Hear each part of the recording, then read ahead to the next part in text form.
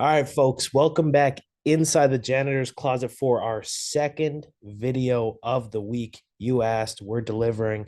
We are going to be dropping a NFL playoff ladder challenge for wild card weekend. We're going to start this thing up and hopefully run it through the Super Bowl, starting out with a $20 bet, hopefully getting into the 500 range at the end and completion of Super Bowl Sunday.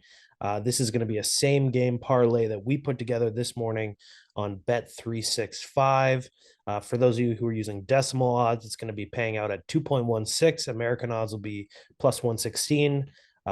Only 4 rounds into playoffs. You usually see these ladder challenges try and get to that 1,000 number or something like that, just due to, we have, what is it, 12 football games left in the season. We just frankly don't have the time. We don't want to be making, crazy unrealistic plays. This same game has 5 different player props in it that the football mind of Josh Frey-Sam has crafted together here, and I will throw the ball to him to break this thing down for you folks on this wild card weekend. Yeah, thanks, Bryce. And so basically all these are, as you mentioned, these are five plays, but they're all teased down props. That's what they are. They're just teased props. So we're going to be starting in the first game of the week here. We're going to go Cleveland and the Houston Texans, starting with David Njoku, 4 catches. We're going to go 4 catches and also 25 receiving yards. So the last time David Njoku went under either of these numbers, that was December 3rd against the Los Angeles Rams, which was Joe Flacco's debut and when they really started to go nuclear. Houston, meanwhile, is allowing the fifth most receiving yards per game to tight ends at 57.4 yards a game, and also the second most receptions per game to tight ends at almost 6 receptions a game. Last time these teams played, you guys will remember, just a few weeks ago in Houston, Njoku went for 6 grabs for 44 yards, and that was on Amari Cooper's historic night where he went absolutely insane and probably won a lot of people some fantasy leagues. So I think the Texans are probably going to be pretty keen on not allowing Coop to burn them again.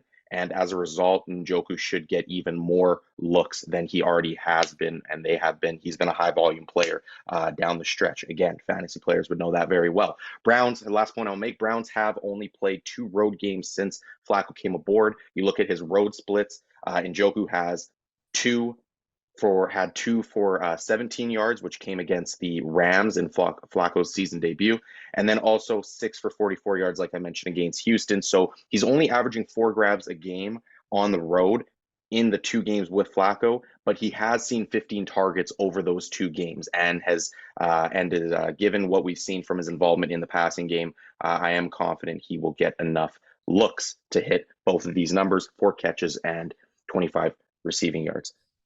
Let's go over to Kansas City and Miami in what could be. Some people might look at this as a prop spot for people. A lot of people might not look at this. Listen, I get that it is going to be snowy. It's going to be cold. It's going to be even a little bit windy over there in Arrowhead, and it's going to be ugly for a lot of this game. But the Chiefs are going to have to pass the ball at some point in time, and I really like a lot of these Kelsey short option and stick routes that we see him run in the game plan to pick up maybe a quick 4 to 6 yards and stay on schedule. The other thing I like about this Travis Kelsey getting 4 catches today, by the way, is the prop. I don't think I mentioned that was what we were taking. As far as underwhelming as Kelsey and the Chiefs offense has been this season, Kelsey has had under 4 catches just twice this season. So he's also almost averaging 7 targets a game at home in the second half of the season. So again, Chiefs offense has been underwhelming, but Travis Kelsey, his volume is still staying on par. He's still, or well, maybe a little bit subpar than what we're used to seeing him get as a 10, 12 double-digit targets a game, but he's still getting enough targets in order to garner 4 catches per game in this game. The Dolphins, meanwhile, are a bottom 10 team in covering against tight ends this season, are obviously gutted with injuries. And the last point I'll make on this prop, one thing that's maybe not being made big enough of a deal in this game, Bryce, is the Chiefs getting what is essentially a de facto bye week last week. There's a lot of stories coming out about last week about the Chiefs sideline kind of just being dead and being not really super inspired because it was in fact a bye week, right? Their mind was already in Kansas City for this Dolphins team. As a result, Kelsey got a week to rest while he's obviously nursing some sort of an injury. Not to mention Andy Reid, his track record coming off of a bye week has been well documented. And I think not only is Kelsey a bit fresher, but maybe Andy Reid finds a few more ways to get his big fella the ball a couple more times. So Travis Kelsey, 4 catches in this snowy game over there in Arrowhead. And then we go to what is our last game of this slate for this one, the first ring here in the playoffs. Matthew Stafford, 200 passing yards, and Tyler Higbee, 3 receptions. And I'll break both of these down. Matthew Stafford, Detroit is allowing 268 passing yards a game this season, which is bottom, and they're bottom 10 against the pass across most categories this season. Stafford is also feeling himself as of late, and the Rams are throwing the ball plenty enough. Since the Rams started getting hot back in mid-November, so over the last 7 games, Stafford has failed to reach 200 yards just once. Stafford is also averaging 295 passing yards per game in the last 5 games. They're indoor. They're also in a familiar space for Stafford, being back in Detroit. He's obviously motivated. The team is motivated. It's hot. Detroit's defense obviously is not very good. For Stafford to get 200 passing yards in this game, it feels like this, of all of the props that we have on today's card, is probably the easiest you would hope to hit, just him getting to 200 passing yards. The last one on this card is Tyler Higbee, 3 receptions. I really like this one because I actually think Tyler Higbee is being undervalued in this spot. I thought actually about taking over 25 yards receiving. I also like Tyler Higbee's just full game over total, which is I think set at 28.5 receiving yards, which I would also be comfortable with taking. But I also thought that 3 receptions was maybe just a little bit safer than both of those. So I went with what I thought was the slightly safer pick. So 3 receptions. Detroit is allowing 5 grabs a game to tight ends this season and is below average in guarding the position this year. Higbee, meanwhile, has quietly had a steady role in this offense during this playoff push for the Rams. The last 5 games, 20 catches on 24 targets. He's been efficient as a pass catcher. Also, not looking into it too much, but it is worth noting that his road splits, as far as opportunity goes this year, have been pretty encouraging.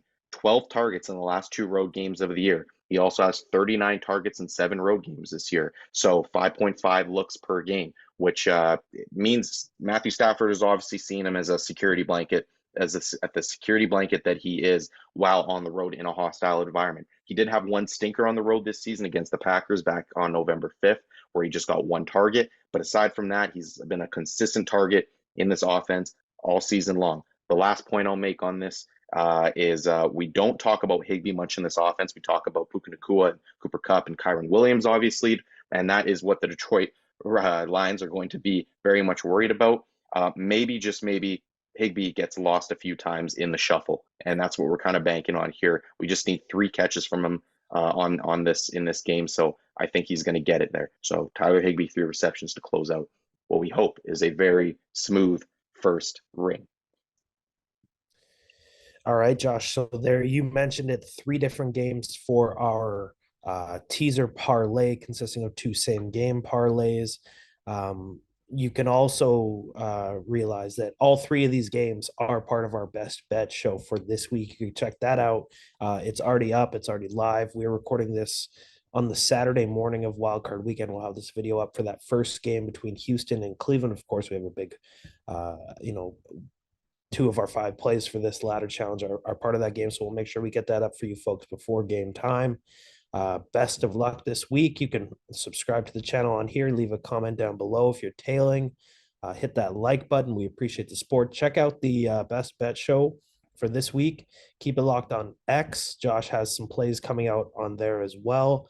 This looks to be a great slate, and hopefully we can turn this $20 into $43.20 for next week's slate and keep this thing rolling. We admittedly haven't been great on these ladder challenges, but the playoffs are a new breed. We're stepping up our game a little bit, and we're looking to keep this thing into ring 2 here, Josh. Yes, sir. Let's get it. This should be a good one. Let's tap into a different gear, hopefully, in playoffs here. So you said we weren't very good in the ladder challenges or in the regular season, but this is like you mentioned, this is a different gear that we're in right now. So let's get it. All right, folks, we appreciate your support. We will see you hopefully here for the ladder challenge next week. Definitely here next week for our best bets. Best of luck this week. Let's have a great weekend here. we'll talk to you next week. Happy betting and bet responsibly.